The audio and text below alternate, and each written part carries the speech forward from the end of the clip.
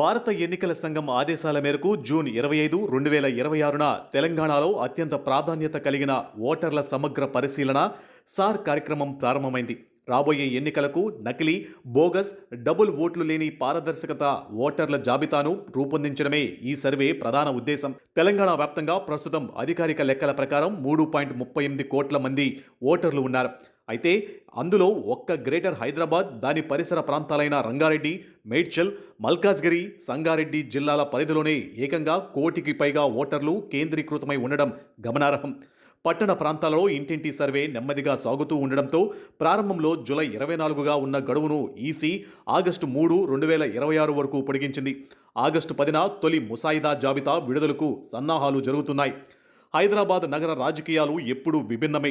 ఇక్కడ ఆంధ్రప్రదేశ్ మూలాలు ఉన్న సెటిలర్లు దాదాపు 25 లక్షల నుంచి 30 లక్షల వరకు ఉంటే, ఉపాధి, వ్యాపారాల కోసం వచ్చే స్థిరపడిన ఉత్తరాది రాష్ట్రాల ప్రజలు 10 లక్షల నుంచి 15 లక్షల వరకు ఉన్నారు. మల్కాజ్గిరి, సికింద్రాబాద్, చేవెళ్ల, మెదక్ పార్లమెంటు స్థానాలలో బీజేపీ జెండా ఎగరడంలో ఈ సెటిలర్ల ఓట్లు కీలక పాత్ర పోషించాయి. సాంప్రదాయకంగా ఉత్తరాది ప్రజలు, మెజారిటీ సీమాంధ్ర ఓటర్లు బీజేపీకి మద్దతుగా నిలుస్తూ వచ్చారు. అయితే ఈ సార్ సర్వేలో అసలు ట్విస్ట్ మొదలైంది. 2002 నాటి ఓటర్ డేటాతో ప్రస్తుత రికార్డులను మ్యాపింగ్ చేస్తూ ఉండడంతో లక్షలాది మంది ఓట్లలో సాంకేతికత వ్యత్యాసాలు బయటపడుతున్నాయి. సర్వే చేసిన ఫార్ములలో ఏకంగా 30% వరకు వ్యత్యాసాలు లేదా అన్మ్యాప్డ్ కేటగిరీ కిందకు రావడంతో తీవ్ర కలకలం రేగుతుంది. దాదాపు 20 లక్షలకు పైగా ఓటర్లకు డబుల్ ఓట్లు లేదా పేర్లలో తేడాలు ఉన్నట్లు తేలడంతో అధికారులు వాటిని తొలగించే ప్రక్రియ వేగవంతం చేశారు. ఇదే ఇప్పుడు బీజేపీకి అతిపెద్ద మింగుడు పడని అంశంగా మారింది. డబుల్ ఓటు అనే సాకుతో తమకు సాంప్రదాయకంగా ఓటు వేసే ఉత్తరాది ఏపీ సెటిలర్ల ఓట్లను కాంగ్రెస్, ఎంఐఎం కూటమి కుట్రపూరితంగా తొలగింపజేస్తుందని బీజేపీ తీవ్రంగా ఆరోపిస్తుంది. ఇటీవల కరీంనగర్లో దాదాపు 7,000 మంది ఓటర్లను పేర్ల పోలిక నెపంతో తొలగించడాన్ని బీజేపీ ఉదాహరణగా చూపిస్తుంది. స్థానిక బూత్ లెవెల్ అధికారులు కాంగ్రెస్ చెప్పినట్లు వింటున్నారని, అందుకే తెలంగాణ అధికారులతో కాకుండా ఇతర రాష్ట్రాలకు చెందిన అధికారులతో పరిశీలన జరిపించాలని బీజేపీ డిమాండ్ చేస్తుంది. కాంగ్రెస్ సీఎం రేవంత్ రెడ్డి ఈ అవకాశాన్ని రాజకీయంగా చాలా సమర్థవంతంగా వినియోగించుకుంటున్నట్లు కనిపిస్తుంది.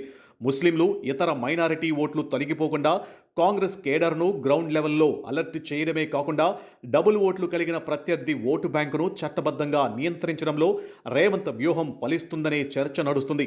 త్వరలో జరగబోయే హైదరాబాద్ మున్సిపల్ కార్పొరేషన్ ఎన్నికల నాటికి కొత్త జాబితా వస్తే అది కాంగ్రెస్, ఎంఐఎం కూటమికే అనుకూలిస్తుందనే దిగులు బీజేపీ నేతల్లో వ్యక్తమవుతుంది.